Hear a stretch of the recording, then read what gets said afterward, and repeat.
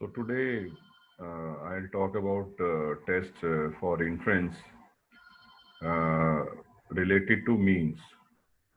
There are certain tests for inference uh, when there are some research questions like whether a mean obtained by a particular study is significantly different from the known population mean. So this is one situation. The other situation is when the research question is whether uh, the difference between two means are statistically significant. Because if you take two samples from a particular population and you calculate mean, they will not be same because of sampling error. So the research question is whether these two means are significantly different or the difference is because of statistical or sampling error. So this is the research question. The third scenario is there are paired observations and whether there is difference between these two paired observations. So these are three research scenarios or research questions which we will answer by using test for inference related to mean. Am I audible to all of you? Yes, Hello? sir. Okay, fine. Yes, sir. So we move ahead. So first scenario is we did a particular study and we found that the mean of sample is a particular value and we want to know whether this mean or x bar is significantly different from the population mean, which is usually written as mu. So whether the difference between the sample mean and the population mean is statistically significant, then we calculate the Z score. The Z score is same, which we had taught you before. It is the difference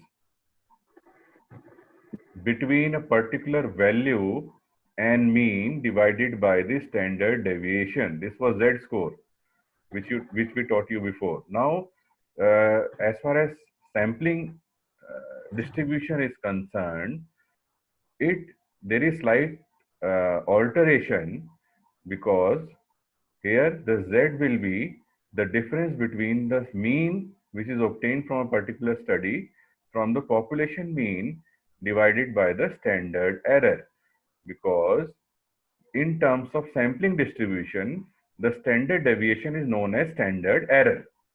So standard error, this term in denominator is this standard deviation divided by square root of number of samples. This term in denominator is nothing but standard error. So this is the general formula for calculation of Z score. If sample size is lesser or less than 30, then you can use t-test, which is similar except for that to assess the significance of difference, you need to look at the t tables in your textbook with degree of freedom as n minus 1. So this is the only difference between a t-test and z-test as far as significance test for significance of single mean is concerned. Any question up till now?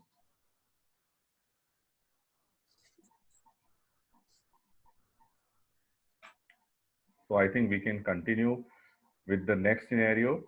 The next scenario is there are two means and whether the difference between these two means is significantly different. If the two means are not different, when you subtract one mean from the other mean, the difference will be 0. So you are assessing whether this difference is different from 0. So in numerator we write as absolute of the difference in mean minus 0. And you can omit this minus 0 because minus 0 is the same value, divided by the standard error of the mean difference.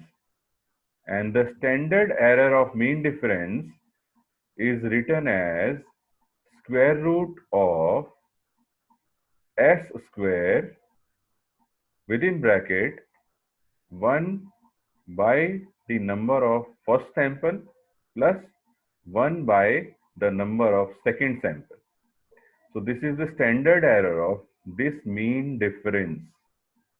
And this s is this s square. The s square is n1 into standard deviation of first sample square plus n2 into standard deviation of second sample square divided by n1 plus n2. So is it clear? Any query? Sir ये -2 भी तो आएगा, n1 plus n2 -2. No, the -2 will be there when you are calculating t statistics. This is z statistics. Z statistics is when the sample size is large, like 100, 200. If you add 100 plus 200 and you subtract 2, it makes no difference. So we can omit that -2 when sample size is large. So when you calculate Z statistics, there is no need of -2. Any other question?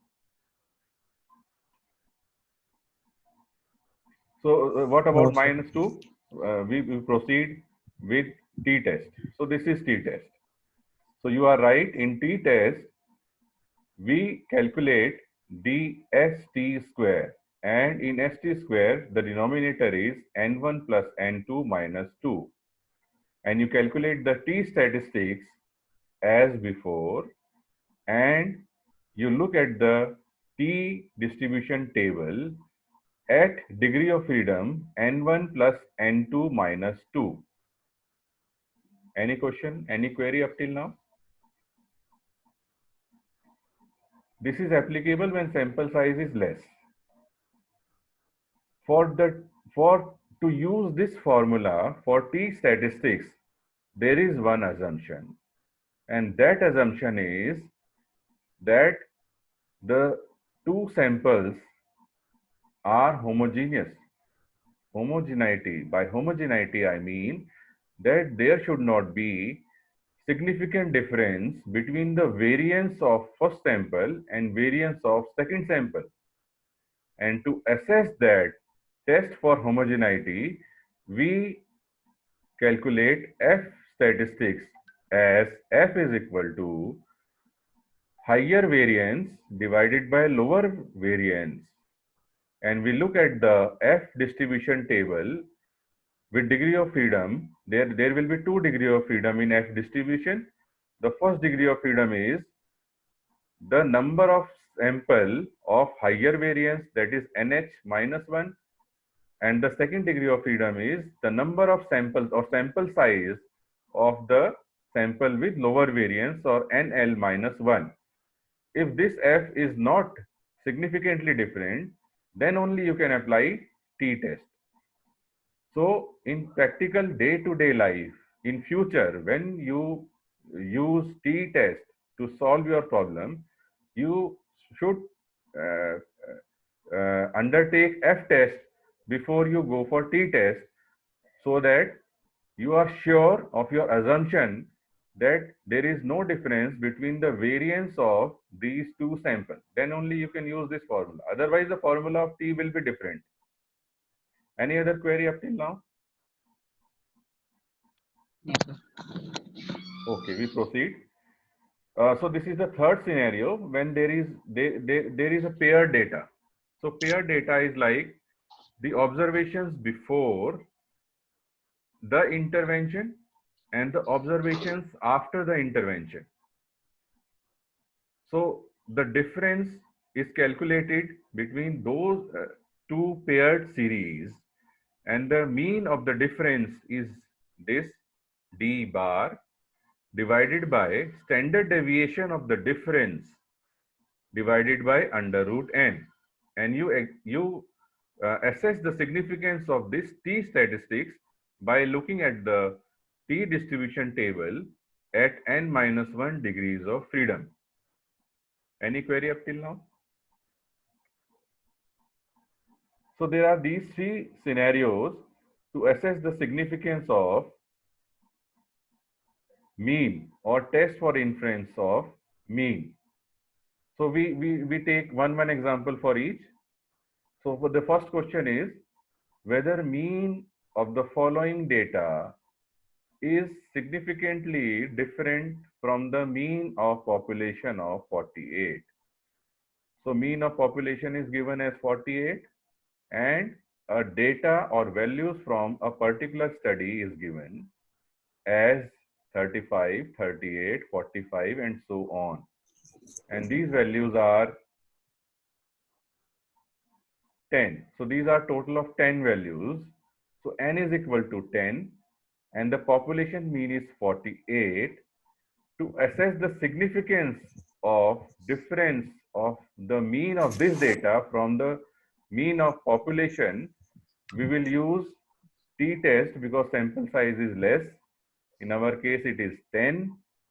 So what we do is we calculate the mean of all the 10 values. It is 45.5 and you subtract 45.5 from 48, which is population mean, divided by standard deviation, which is 8.9, divided by square root of 10.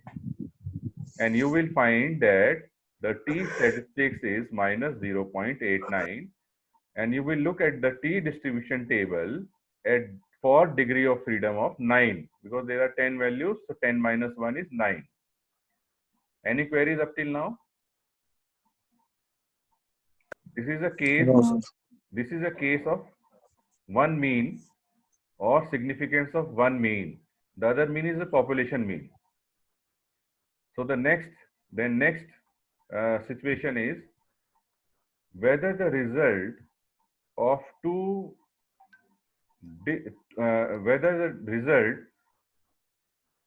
these two independent observations is statistically different.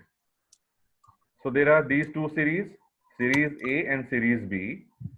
There are 10 values in each and you will use the t statistics. You will calculate the mean of first series. It is 45.5 because I've used the same data as previous question. The second series, mean of second series is 51.3. The respective standard deviation are 8.88 and 12.89. You feed these values in these formulas and you get the t as 1.21. You will look at the t distribution table for degree of freedom of 18 because 10 plus 10 minus 2 and degree of freedom will become 18. Any question up till now? So in exam No, you sir. have to calculate the mean and standard deviation. This is the step which will carry marks.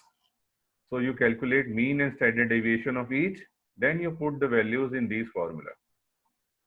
And the third scenario is whether there is significant difference between the following pair data. These are not two series, but this is one series with two values and the two values are paired. It means that a value in B corresponding to 35 in A is 38 and corresponding to this 38 is 40 here. So these are paired values. So values in front of every value is paired with that value. You cannot alter the sequence of these values. So what is the first step? We calculate the difference between these two values pairwise. So 35 minus 38 is minus 3, 38 minus 40 is minus 2 and similarly these are the differences. You calculate the mean of these differences, and the mean is 0.6. You calculate the standard deviation of this difference, and it is 3.16. You feed these in the formula for t statistics for pair distribution. You get the t statistics as 0.598, and you will look at the t distribution table for degree of freedom of 9, because these are 10 paired observations. Observations are 10, but they are paired. These are not 20 observations. These are 10 paired observations. So the degree of freedom will be 9 here. Any question up till now? No, sir. So this is the end of today's lecture. Any question is most welcome. Any question?